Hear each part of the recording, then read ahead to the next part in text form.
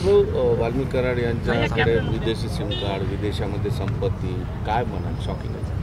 नाही, हे बघा, त्यांना पहिल्यापासून संरक्षण आहे. ज्या पद्धतीने मीडियावरती सगळ्या गोष्टी येतात किंवा प्रॉपर्टीचा ज्या खुलासा होतोय किंवा एखादा बाहेरच्या देशातून जेव्हा सिम कार्ड येतं तो तुम्ही हे लक्षात ठेवलं पाहिजे की त्यांचे कॉन्टॅक्ट्स कुठंपर्यंत आहेत. अटक व्हायला उशीर झाली, अटक झाल्यानंतरसुद्धा जे काय कट कारस्थान आहे त्याच्यामध्ये अजूनसुद्धा नाव घेतलं नाही. म्हणजे मी सुरुवातीपासून एकच गोष्ट सांगतोय की एक तर मास्टर माइंड म्हणून ते आहेत आणि दुसरं त्यांना संरक्षण धनंजय मुंडे साहेबांचं भेटते स्पष्टपणे दिसून येतं ना तुम्हाला हा म्हणजे वाल्मिक कराडाचे हात एवढे वरच्यापर्यंत असतील हे तुम्हाला असं वाटतं? ज्या पद्धतीने ते सरेंडर होतात, ज्या पद्धतीने प्रशासनाला समोर जातात, सरेंडर झाल्यानंतर त्यांच्या अंगावर तर तसंच गामजा, तो हातात दोरे, तसेच त्यांना लॉकअपमध्ये ट्रीटमेंट भेटते. फक्त त्यांच्यापर्यंत तपास आला की थांबतो. हा विषय तर पूर्ण महाराष्ट्र बघत आहे ना. मनोज जरांगे पाटलांनी शंका व्यक्त केली की जी संपत्ती विदेशातली ती त्यांची नाहीच आहे. काय मनोज जरांगे पाटील म्हटले की यांची जी संपत्ती विदेशातली आहे ती त्यांची ऐपत नाही, विदेशामध्ये संपत्ती खरेदी झाली. सरकारमधला बडा नेता कोणीतरी हे CDR मोबाईलचे सगळे तपासले त्या कालावधीमधले, ते CDR तपासले ना, सगळं काही लक्षात येतं. सगळं त्यावेळेस प्रशासनाला कोणी फोन केले होते, तुम्ही प्रॉपर्टी संदर्भातलं सुद्धा जो काही विषय तुम्ही निघतंय त्याच्या ट्रान्झॅक्शनवर पण तो सगळं लक्षात येईल ना. आरोप करण्यापेक्षा जर तपास त्या दिशेने व्यवस्थित घेऊन गेले, तिथं दिशा व्यवस्थित ठेवली, CDR तपासले, ट्रान्झॅक्शन तपासले, तुम्हाला कोण त्याच्या मागे आहेत वरद हस्त लगेच लक्षात येईल. कोण आहे? ईडीने आधी नोटीस दिली होती, ईडीची एंट्री व्हायला पाहिजे आता या संपत्तीच्या आकड्यावर. हो, व्हायला पाहिजे ना.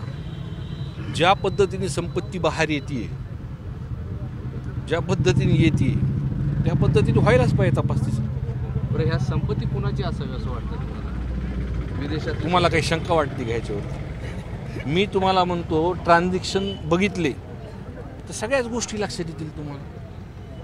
आणि तपासामध्ये सुद्धा ज्या पद्धतीने त्यांचं वाल्मिक कराडचं नाव आल्यानंतर जो लगेच वेग कुठतरी थांबलेला दिसतो किंवा VIP ट्रीटमेंट झालेली असते, हे तर मी पूर्णपणे उघडपणे बोललोय की इथं मंत्री महोदयांचं वरद हस्त त्यांच्यामध्ये आहे. त्यांना पैशात आर्थिक याच्यातही ट्रान्झॅक्शनवरती कळून येईल.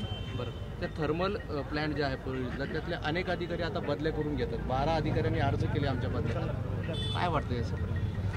हे बघा, तो जो काही तिकडचा विषय तिथला आहे आणि त्या भागातल्या लोकांना सुद्धा मी बहुत चर्चा केलेली आहे. आणि जे व्यापारी असतील ते लोकांमध्ये म्हणजे ते भयभीत झालेत या विषयामुळे. आज पहिल्यांदाच कोणतरी पुढं येऊन तिथं आज बोलतात या लोक. ह्याच्या आधी कधी पुढं येऊन तिथं बोलले नाहीत आणि हे प्रकरण पुढं आल्यामुळंच बाकीचे लोक तिथं बोलतात.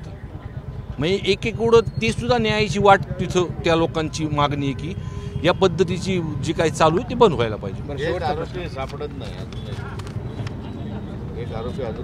नाही, तुम्ही तपासावर शंका व्यक्त करता. हे बघा, पोलीस प्रशासनाने जर ठरवलं तर कुणालाही अटक करू शकतात, की मला एवढं चांगलं मला माहिती. शेवटचा प्रश्न, एवढं सगळं घडतंय, पळी 2 दिवस बंद होते, राडे होतात, सगळं होत आहे, मात्र मंत्री धनंजय मुंडे यावर अजूनही काही माध्यमांना बोललेलं नाही, अजूनही ते समोर आले नाही.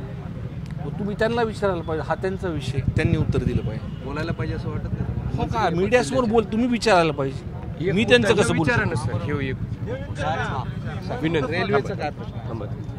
आंबेडकरी विचाराचे आहेत. ह्याच्या आधी सुद्धा हा विषय तिथं झाला होता आणि त्यांचं असं म्हणणं आहे की सर्वांचं लोकांचं की इथं रेल्वे स्टेशन होईल तिथं डॉक्टर बाबासाहेब आंबेडकरांचं नाव द्या. आज त्यांनी 6 दिवस आंदोलन केलं. आज आम्ही सगळ्यांनी त्यांना बोललो, मीही तिथं पत्र दिलेलं आहे. त्यांनी आज उपोषण त्यांचं मागं घेतलेलं आहे आणि पुढील बैठक सोमवारी आम्ही ह्या संदर्भातली घेतोय.